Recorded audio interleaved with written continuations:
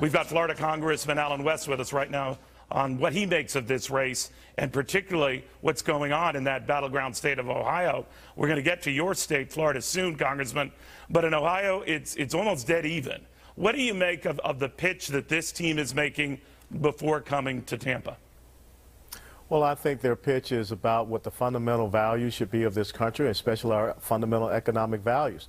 We have to once again have tax and regulatory policies and access to capital policies that says that the United States of America is open for business, for our small businesses as well as for our corporations and businesses.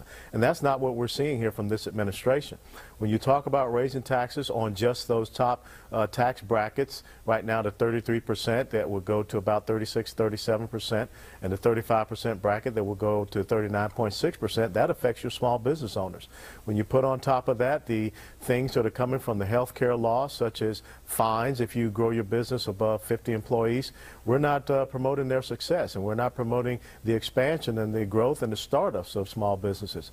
And when you look at what you will get if you just increase the taxes on those top two brackets, it's only about $85 billion per year, and with the spending frenzy that you well know that we have in Washington, D.C., that only funds the government for about 10 days. So it's just a political gimmick. This whole thing about raising taxes does not do anything for this country at this point in time when our GDP growth from second quarter was 1.5%. That's anemic, and when you compare that to where Ronald Reagan was back in coming out of that recession, he was at 7.1% GDP growth. So it's all about the right tax and regulatory policies. They know that in Ohio. We know that down here in Florida as well.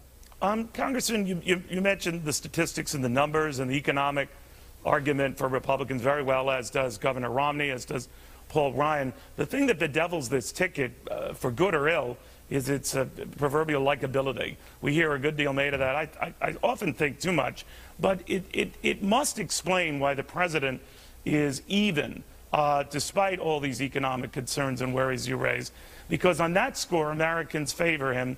Polls indicate 2-1 as the more likable guy. Does Mitt Romney have to make a case on that front next week?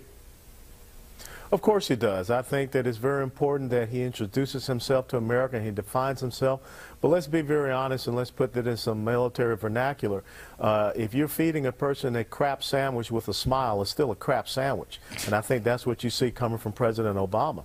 He's fed America just a load of you-know-what, and it has not done anything for this country than increasing our unemployment, increasing Americans in poverty, increasing the food stamp rolls, and we're heading in the wrong direction. When you look at a budget that he produces that talks about a balanced approach, raising $1.9 trillion of new taxes, but it never balances. As a matter of fact, all it goes to is 53% growth of the federal government. So I think it is very important that we win the image war. There's no doubt about that. The personality, the persona, you have to define yourself, but you also have to stay on message, on track, because the American people are suffering under these failed economic policies. Do you think, and this is always a mug's game here, Congressman, that this ticket needs to get a bump badly out of this convention? Typically, it could be anywhere from 5 points or so in the polls because of the proximity of the next convention. It's no more do they have the wind behind their back, we hope not literally with this storm, than the next convention. So he needs to score a poll gain very quickly, and it's got to be substantial. Do you agree with that?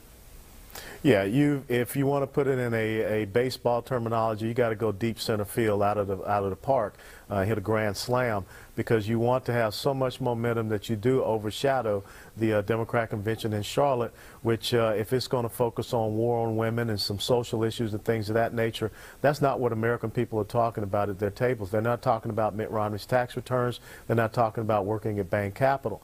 They're talking about how do they survive. When you look at the simple fact that on Inauguration Day, gasoline prices in America were $1.84 on average, and now we have gasoline prices closer again to $3.71. Those are the simple type of things we have to be able to articulate with the right type of image and just say, look, this is the vision that we have for our country, to make us, once again, get us to go in energy independent, to develop the full spectrum of our energy resources, to once again talk about individual sovereignty and individual industrialism, which promotes the indomitable entrepreneurial spirit that makes this country what it is in 236, 37 years. So that's the important thing that we have to articulate so that we get way ahead of the Democrats, because they don't have a message. It's all failing. This liberal progressive socialism that they're trying to promote is really taking this country into a doldrum, and we haven't even talked about our national security. Congressman, thank you very much. Thanks for having me, Neil.